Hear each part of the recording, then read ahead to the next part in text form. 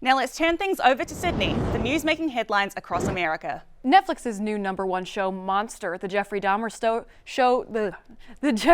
story, debuts to conflicting reviews and ethical questioning. Streamers were understandably upset when Netflix tagged the show as, quote, LGBT.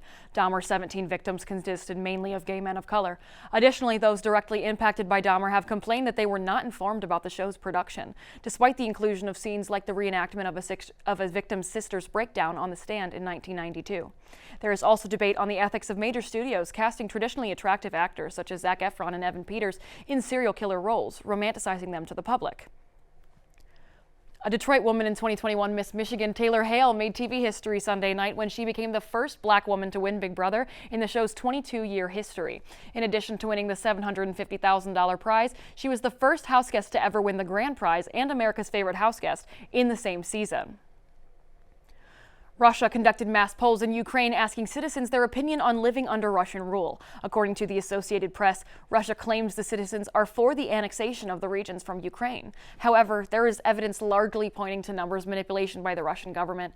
Russia documented nearly as many at the polls as were registered voters in Ukraine in 2012, despite between half and two-thirds of citizens fleeing the country since the war began. Moscow is expected to move quickly to annex the regions. It's predicted that the results of the vote will not affect a Ukrainian counteroffensive in the east as Kiev's forces are advancing towards the occupied cities of Luhansk.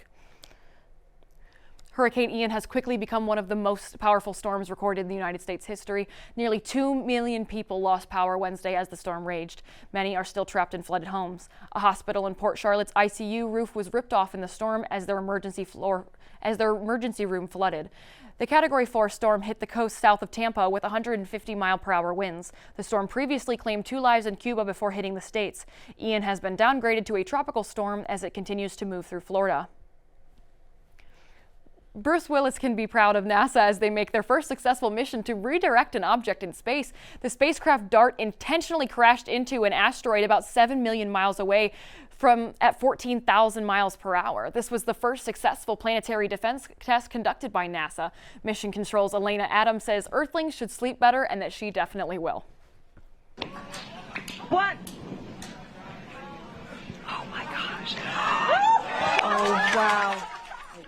The 525-foot asteroid named Dimorphos has been orbiting the sun with its partner Didymos for eons.